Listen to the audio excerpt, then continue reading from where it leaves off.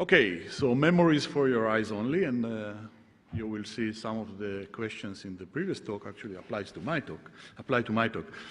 Okay, so Snapchat is an app that allows people to do peer-to-peer multimedia communication, chatting, sending video clips. Young people, typically people who are younger than their parents, are typical users. And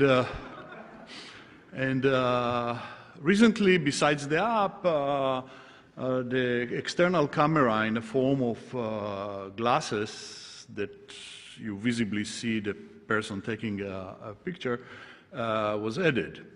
Okay, so adding an external device and thing that are not that are external, that are wearable, presents some problems. And one problem is that when you want to display what you film in your camera, the video clip, you need to move it to a display, and then you need the glasses to mobile, and you need storage, and you may use different devices to display it. So you need essentially cloud storage that can store your snaps, your video clips, and you store them so you remember them. It becomes part of your memories, and this is memories. And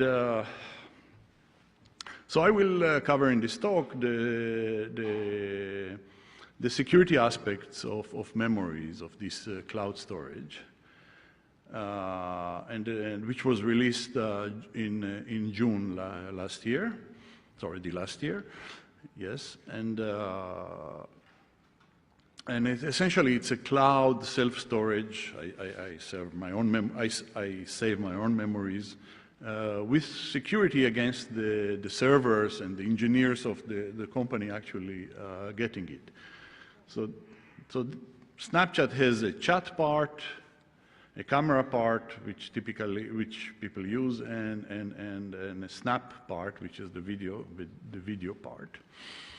And the typical TIL memories was introduced. The typical use of it was sending snaps from sender to receiver. So you upload a snap, you send it to one of your friends. It's a social network, and then the recipient on the other side get a notification that he can download this video clip, and then download it and view it, and then it disappears. Disappears immediately from the user device, and disappears also after some time also from the storage, the central storage. So what is memory? It was a newer Snapchat offering. One can keep own snaps, as I said, and so the question is, if I keep it on the cloud, why should I give my content to the cloud? It's against the philosophy, and it's against privacy, and you don't want every engineer in charge of this storage having access to my own memories, okay?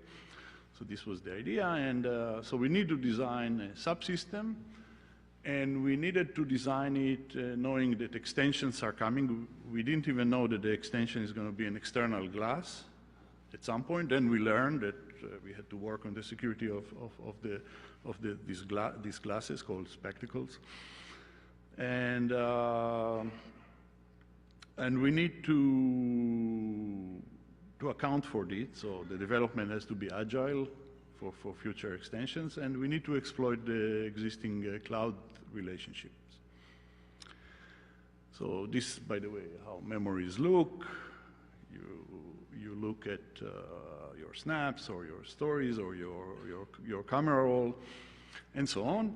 And there is this section that is called My Eyes Only, and on the user side you have to hit a PIN or a password, and only then the memory show up on your device. So it looks like PIN protected.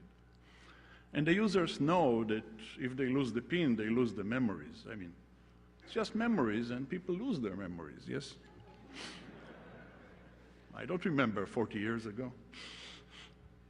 Okay, so it was introduced, but what was desired from analyzing it from a security point of view? So the user is mobile, he can log in from any device. People use different devices to log into the app, to their own account.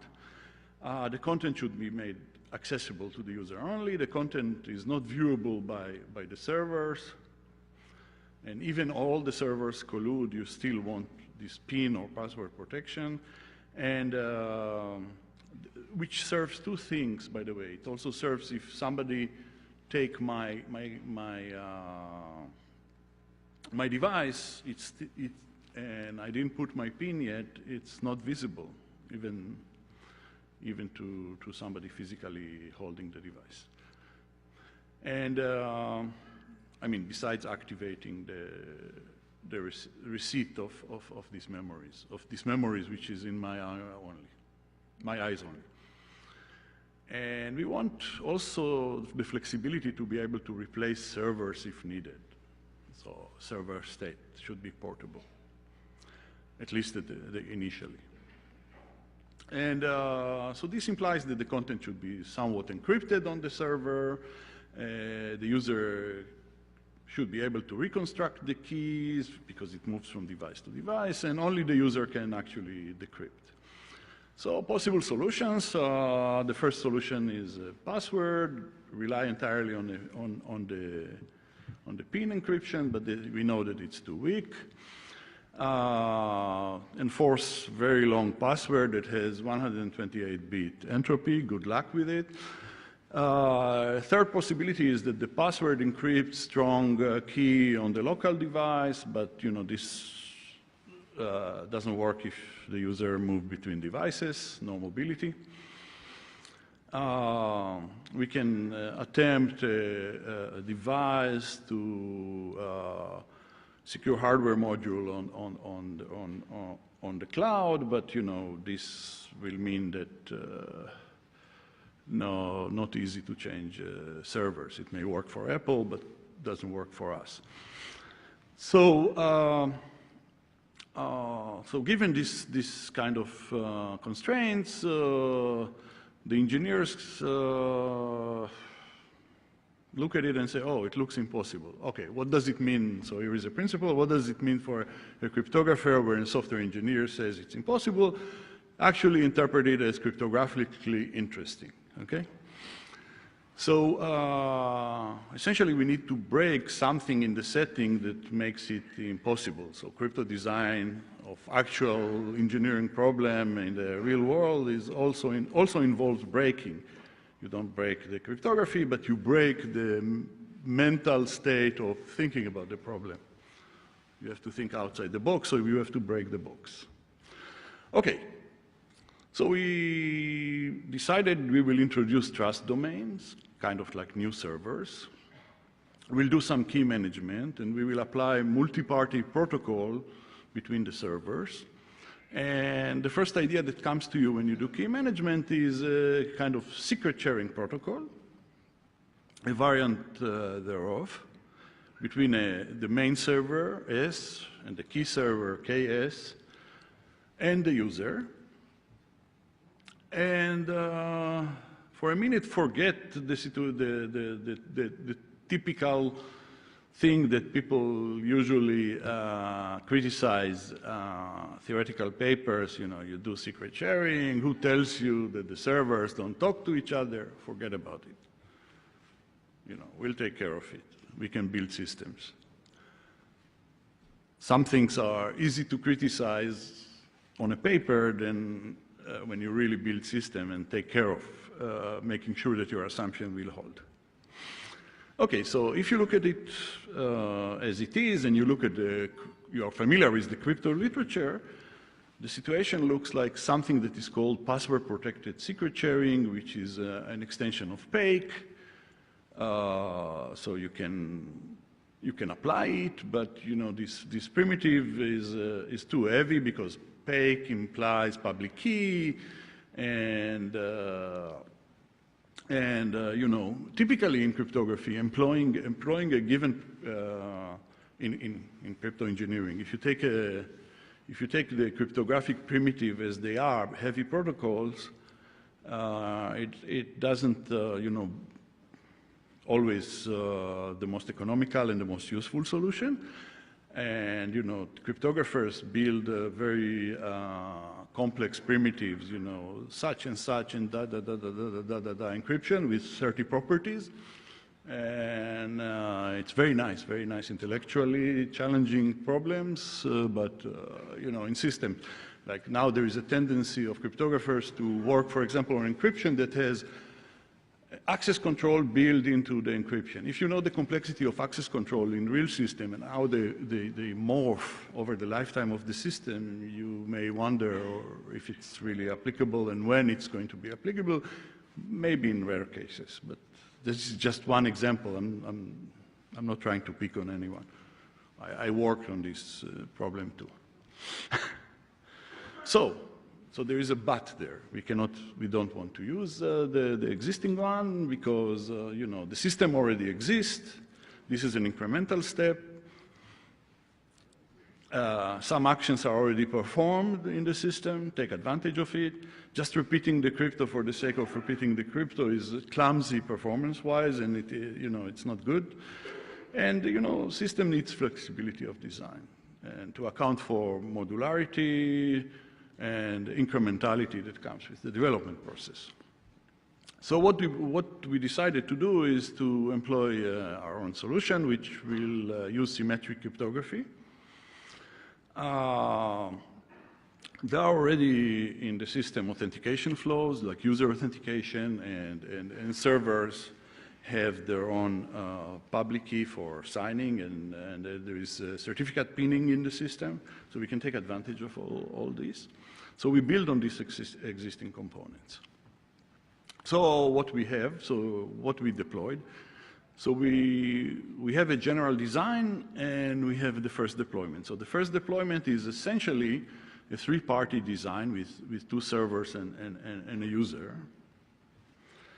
And of course, we have numerous extensions in mind for the lifetime of the system and the emerging needs and the hardening of security and so on. It's a principle. You have to be clairvoyant about what's coming in the system, especially when it's not like the function, the primary function of the system, which security usually is not. So we'll have flexible key management. The snaps, the videos are going to be encrypted with snap key, and there's going to be a master key that is going to encrypt all the keys, and then we are going to run the protocols on this master key. This is the typical way to compress information or compress the important information in the system and work on it. That's a principle, crypto principle. And we will share and reconstruct the master key only.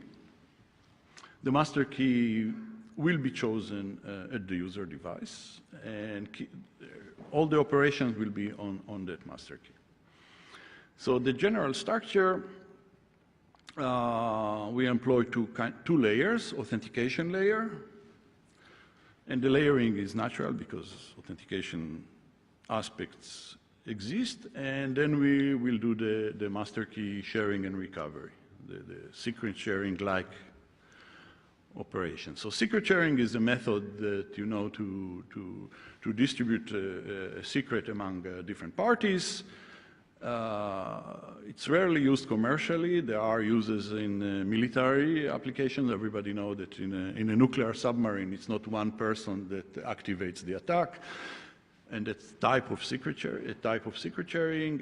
It's used in distributed storage systems. Some of the experimental multi-party computation protocols that run also essentially built on linear secret sharing. Okay? So we'll use this 3 out of 3 version. And the embedding protocol, the environment, the memories protocol is the user logs in, produces content, and then deposits it. And it can deposit also in the My Eyes Only, in the secure section of the storage. And then comes the retrieval, which you logs in and then retrieves the memories. Okay, simple. So there are sessions that you load memories, and there are sessions that you recall your memories. That's like in real life. It's real life crypto here. These are memories. And, protocol-wise, this depicted. It's similar to the previous, the sender and receiver protocol, but here the same user is the sender and the receiver, and it's a little bit more asynchronous in some sense. Notify the server, puts the memories, and then retrieve it to yourself. Okay, and now to the protocol. This is the more technical part, and the protocol, I call it give and take protocol. The user creates and essentially gives the key to the servers, and then when it wants to read the memories and open the My Eyes Only snaps, it retrieves, it calls back, it takes back the keys from the key from the servers. Okay, and then the user will also have a part that it contributes to protect against collusion of the servers. And we don't care about if he loses the pin, it's his problem. He knows about it, or she knows about it. Okay, so the protocol. The skeleton of the protocol looks like this. There's key generation and sharing, the give part. So the user authenticates to the server, first factor of authentication. And the server gives it short-term session certificates, essentially signing that, this server, this time, started a session. And it gets from the server a high entropy random nonce that is recalled by this server as associated with this user. And the server remembers this N as part of its states. And the user inserts locally, chooses a pin and chooses it locally, and then generates 2 tokens based on this nonce and the password, an encryption token and authentication token, based on 2 key derivation functions. Think about it, a pseudo-random function when N is the key and P is the value. And the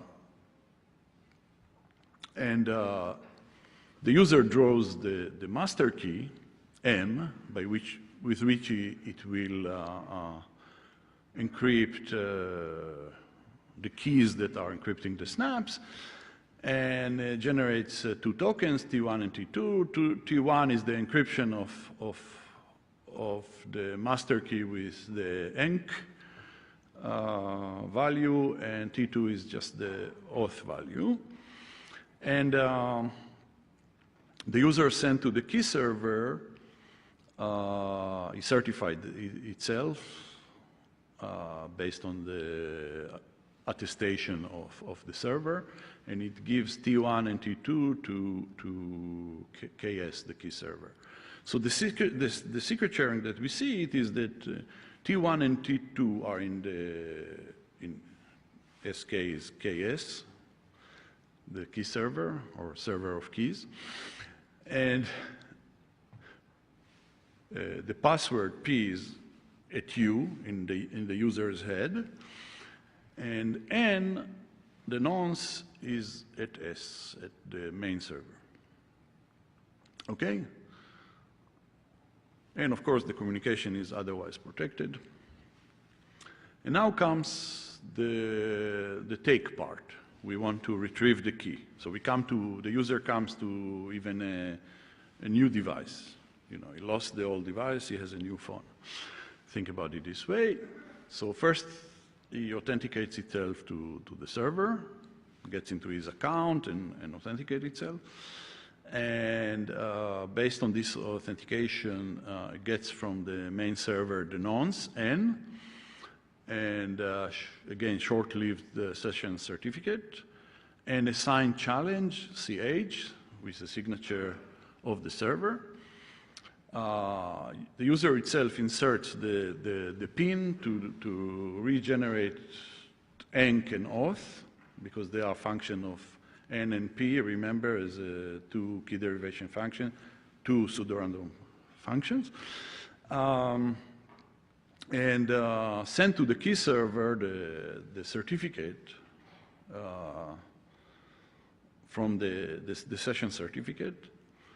The response to the challenge, which is just an encryption with the authentication token of the challenge. Remember, the challenge is signed by the key server, and then the response is sent by the server, and the response is sent to the key server. So the key server can verify both the challenge, because it's the signed part, and the response. And the key server is the auth token, so has shared the key. And it presents the challenge, the signature on the challenge, together with the session certificate and the response. And the key server check the signature, check the response is the challenge, in the response is the right response to the challenge, and if so, it sends the token T1, which is the encryption of the master key under the ENC key, and this enables the user to retrieve the key.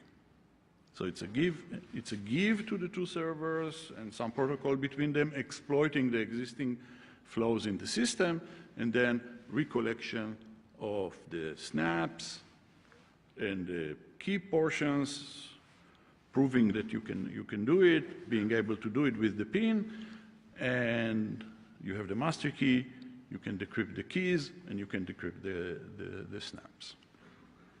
And you can get the content. So the servers, both the main server and the key server, each by itself cannot perform offline PIN attacks by themselves, because the key, which is a long message, is missing to the main server, and the nonce N is missing from the key server in its form, and the PIN is kind of garbled into the tokens that are in the key server. And if the server get together, they still have the PIN protection, and of course you take care of it by having your pseudorandom function having some work factor. Other users need the two-factor, so it's protected against other users, and the sessions are protected with TLS. And that's the protocol. S is the center of the authentication and authentication verification, and the user itself is the center of key management. Everything is built, given, recollected, and recovered only at the user's current device, whichever current device it is. So we combined authentication, signing, secret sharing, password-based derivation, key derivation functions. To get this, the protocol is agile and extendable. We can extend it to changing of the PIN, changing of the key. In the future, we have ways to increase the servers if we want more trust, and it can be built on what we have, but do it a little bit as we want to adapt it. And we can exploit polynomial-based secret sharing in the future, and we can get randomness from our servers and so on. And we know how to do it. The basic thing is implemented, and the first thing is to really run it this way and fortify the idea that you have two separate servers and take care of this. And once this is done right, the extensions of the trust domains will be done right. And Rome was not built in a day, and so are systems. There's something to take into account. Okay, I said all this, and I just want to recap that often you see multi-server-based security, and people believe it's theoretical, but with the right risk or analysis and trust model and system understanding and hardening, it can actually give you real-world security, and we implemented it in this case. So this is a tool not to be forgotten. I mean, secret sharing does not exist only to write papers about. Okay, so this building on the system flow, that's very important. The system exists, and you build them layer by layer by layer. And trust variations on cloud server is possible, and the principle is, in practice versus theory. So the principle that was applied here is a bit of sophistication, which gives you a lot of miles. So we are at the era where politically correctness is claimed to be dead. But I advocate that this principle is important, and I call it industrially correct. Okay? Thank you very much.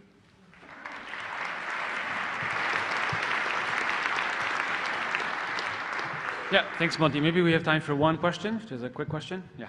Yeah, I'm interested in how much key stretching you're able to do. If I understand the design correctly, the KDF step takes place on the user device. When we did something similar to this in Firefox accounts a couple of years ago, we felt very constrained by the low-power devices on that side. Can you tell us scrypt, bcrypt, pbkdf?